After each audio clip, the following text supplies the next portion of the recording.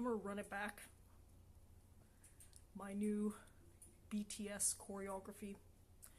Just because this week's environment is much prettier. The cherry blossoms have indeed blossomed. My cherries have popped, so I want that to be part of the artistic landscape of this dance, and it will be once the Wi-Fi stabilizes. And I think it will in a little bit. Just bear with me.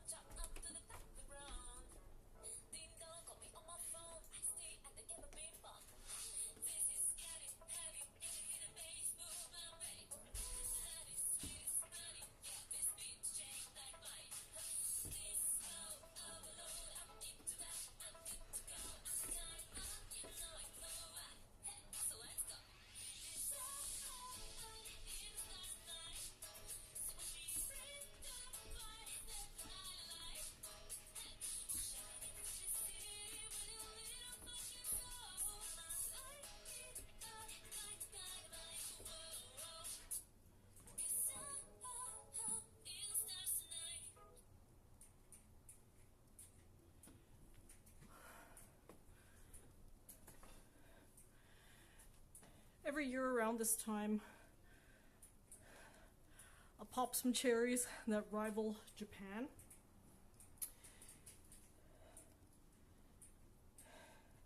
And if I do a quick pan at the end, the cherries are popping faster on this side than this side. And she's a beaut. So I thought I'd capture a little bit of that natural essence to liven up my vlog this week.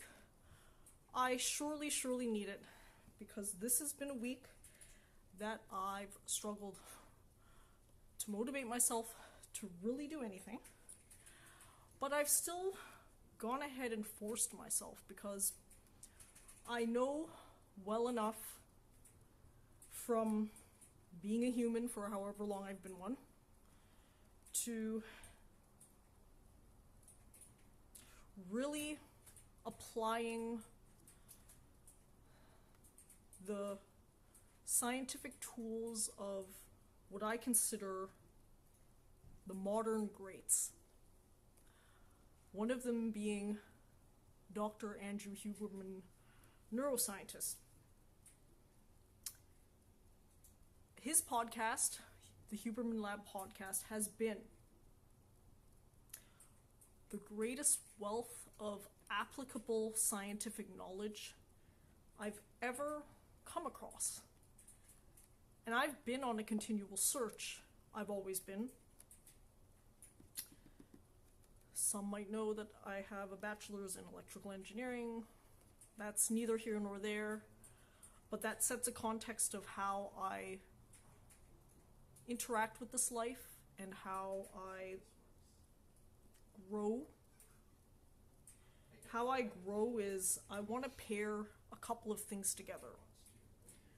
Real world science with real world results. So what can sometimes happen is that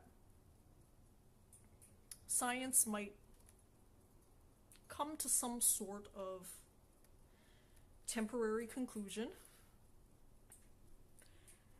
and whatever conclusion it comes to, you have difficulty replicating the results in your own life. So what does that mean? That means exactly what I've just described. Despite science claiming that something should be real and true, you try to apply it in your life, and there's maybe you misinterpreting the science, there's maybe you applying it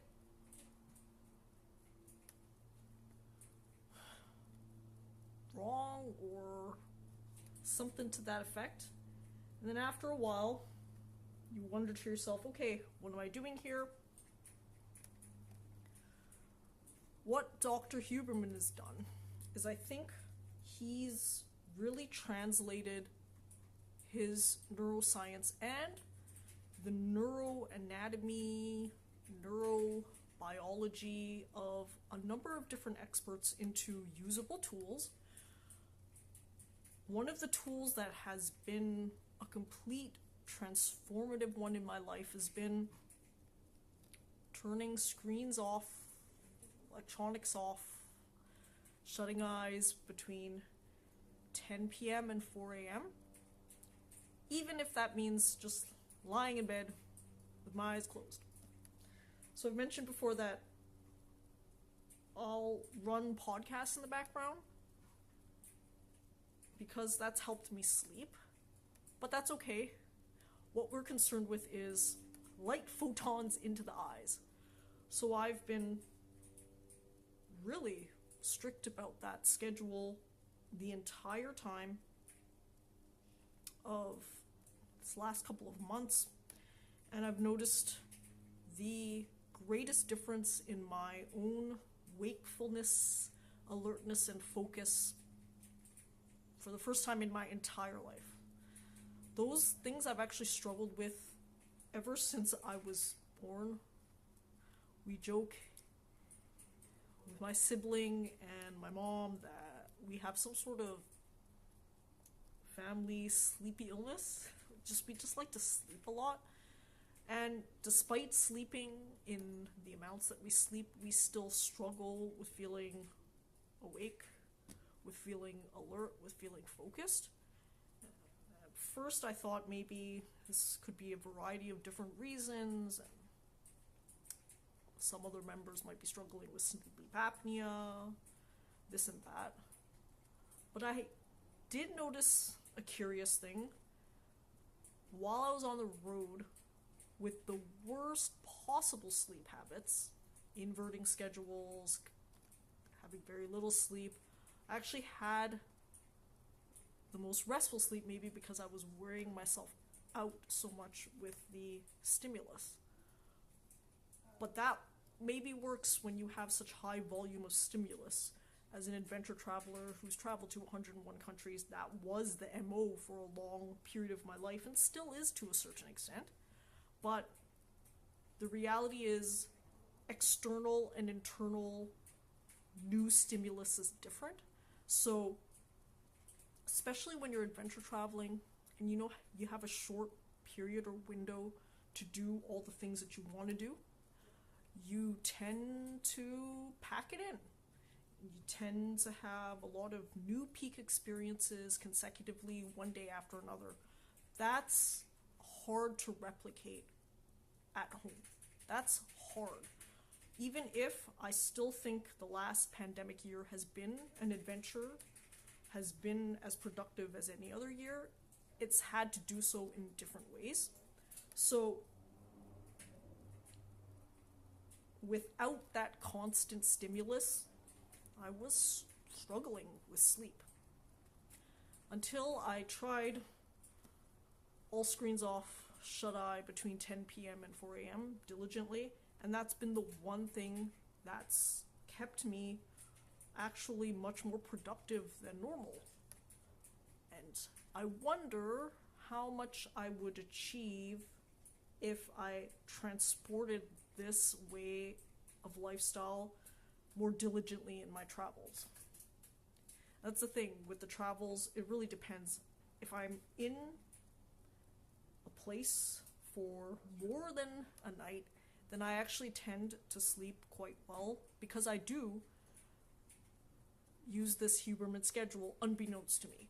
It's that I've always known and recommended to others that the best way to keep safe abroad is to avoid any of the mind-altering substances, alcohol and drugs, and partying in nighttime. So basically, cut most of your travel activities when the sun sets, and then you'll be fine. And that's kept me safe and healthy. In fact, with the people that I've interacted with on my travels, things have happened to them, but usually they've happened because they've broken those guidelines that I go by. Luckily, in my normal life, I'm substance-free anyways, so I'm just basically continuing my straight-edge lifestyle. But I know that some people struggle. This is more of a practical recommendation than some sort of moral one. Do whatever the fuck you want to do in your own life. But I think for me, I'm always concerned with results in the real world, so when I'm commenting on what's worked in the real world, I'm commenting literally on what's worked in my life, and at least anecdotally what's worked in the examples that I've observed. And I have N sample size over 30, so I think it's at least close enough to a model without being completely anecdotal and speculative. That leans into what I've been trying to encourage myself to do, especially around this time of year, is really at least move forward on my rockumentary. After a number of weeks completing challenges inspired by David Goggins, ex-soldier, and MZ, astronaut billionaire, I've had some time to rest and really reflect on what I want to achieve with the rockumentary. And I've decided that I know my vision is unique and new, and it's actually helped me understand myself more. That's actually the real reason why I'm investing the time to make this art piece more than I have for vlogging or whatever. Usually my art comes out as is. That's been my process, one take, raw, and that's been it. But this time I've invested some more time to finalize things, because I can be an artist using different methods. Why do I have to stick to the same old, right? I've mastered this one take, no edits, raw format. Mastered, okay? Mastered as in, I've done it consistently with the results that I'm wanting. So basically, this is like Eminem's scratch pad, or some of these olden day artists who used to write things down on a scratch pad. Vlogging is my scratch pad. Vlogging in all forms, when I was adventure travel vlogging and when I'm vlogging now. I've essentially mined a lot of creativity and content by rewatching my old vlogs. With YouTube's closed captioning, it's even better because it acts as a speech-to-text device as well. So I appreciate the new technology age we're in, and I think the technology has helped me move my creativity forward. But something that I've been very clear to do is really be more disciplined with my creativity. This is a fine balance that I'll discuss more after I dance again. I guess I'm going to treat this as really running it back. I never really intended to do it like a run back week, but I guess I am now. Here we go.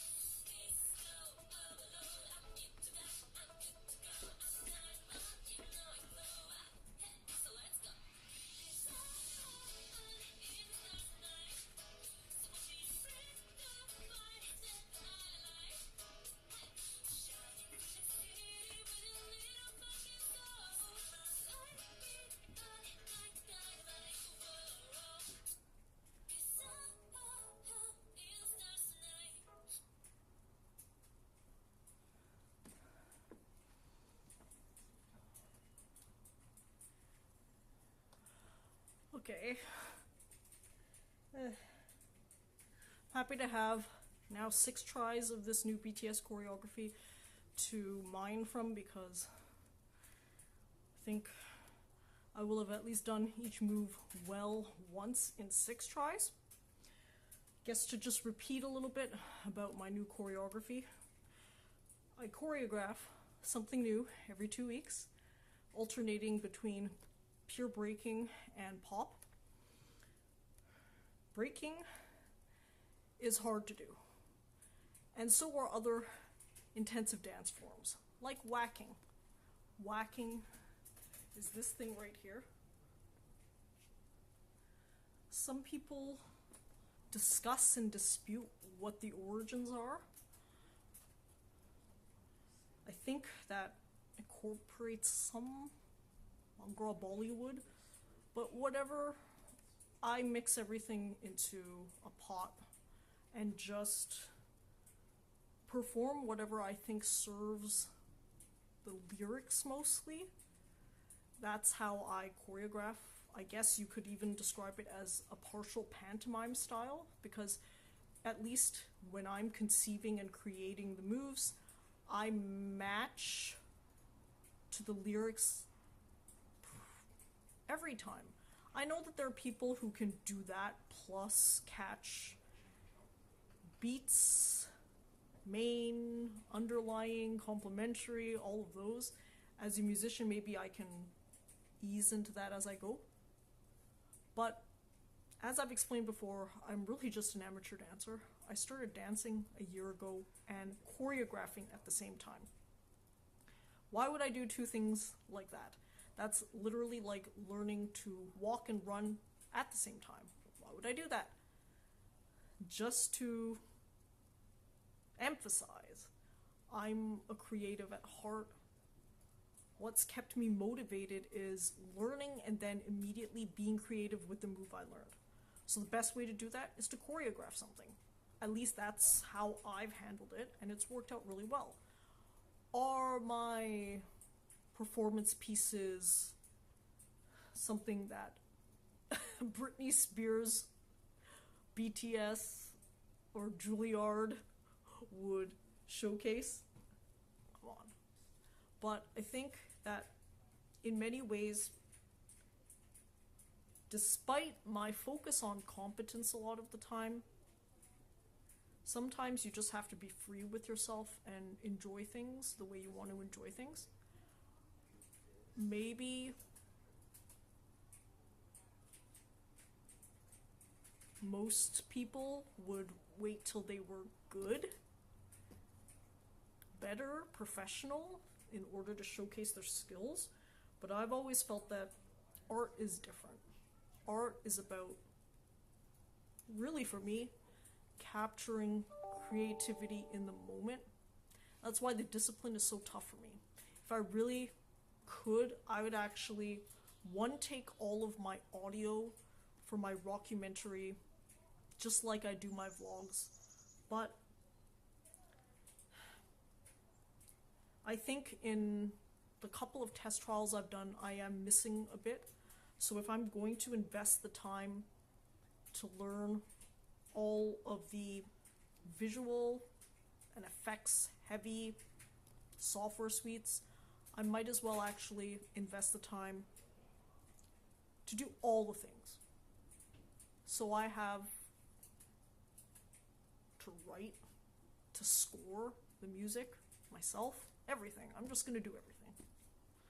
Why hold back? I've already done all of the one-take stuff, and I'll continue to do it probably throughout however long I'm on social media, I guess. But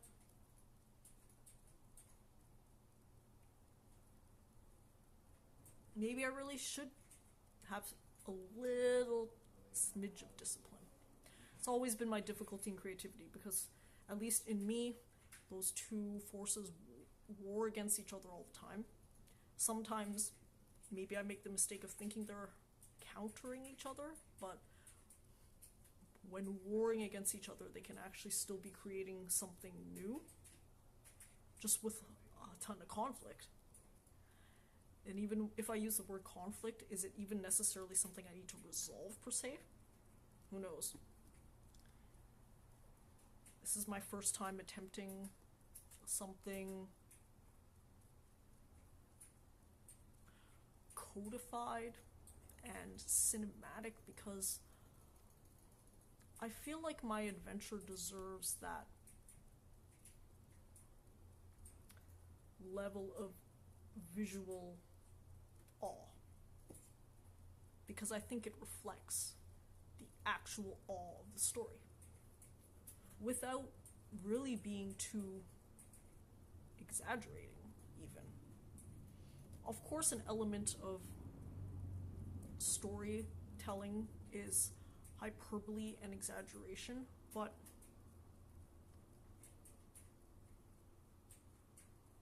maybe in a way that's more to highlight what it's like to be there than falsely clickbait. But hey, even then, I actually appreciate clickbaits because they still deliver truth, just in a creative way. You thought one thing, they delivered what the title promised, just in another way. So yeah, it all works out in the end. Creativity is what it is. I think you can never make a mistake if you're being authentic. So I'm gonna ride and die with that strategy. Okay, one more pass. Yep, because this is run it back. I'll run it back one more time because I do it 3 times.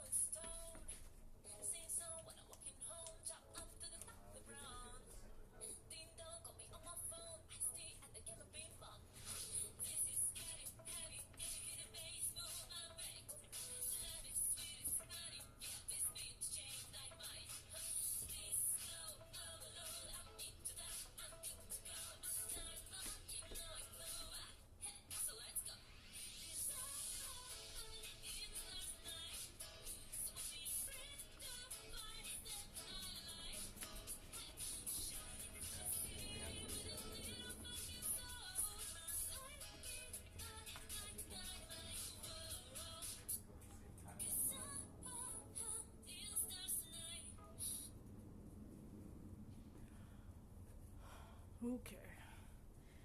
Yeah. It's like, she sounds like she's making shit up on the top of her head as she's talking, and that's exactly what I'm doing. That's why I struggle so much with the discipline, because art just likes to pour out of me how it wants to.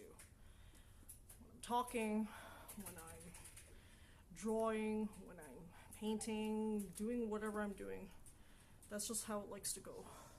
So I have the tendency of wanting to just let it flow, but I do have to pair that with a tiny bit of discipline. So for example, if I were to wait for when I feel like being artistic with the dancing, I really would have never created anything. What I did do was, I designated a certain day for vlogging the dancing, which is WTF Wednesdays every Wednesday. But every day, 3 days on, 1 day off, 2 days on, 1 day off, per week, I'm actually dancing, even when I feel like being lazy and a couch potato. I just force myself. That's more for health reasons, but that's also helped me generate ideas, create dances, because calling all the way back to Dr. Andrew Huberman, this is what your brain does. Your brain does resist with a capital R when you're trying to do shit. And now that I know that it's part of the process, I just have to get through that part and get on with it. Okay, so now what we're gonna do is we're going to actually maybe pan around some of the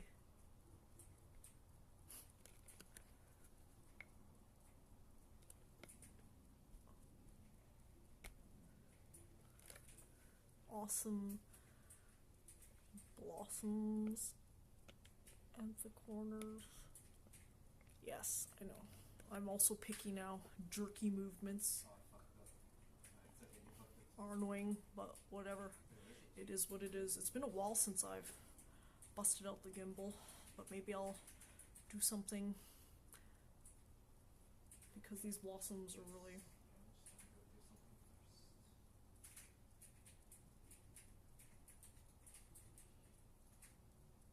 a sight to behold. Okay? See, this is me. Just having some discipline to throw some shit out there, because if you just wait till you feel like doing it, you're never gonna feel like doing anything. That's what all the great self-improvement prophets out there have been proselytizing about. Now we have a scientist, Dr. Andrew Huberman. He is co-signed. He has confirmed that according to science, when you're trying to do something, even if it's epic and big or small, your brain just resists with the capital R. That low-level anxiety, though, is that adrenaline actually trying to ramp you up to start doing something. So it's part of the process. It is what it is.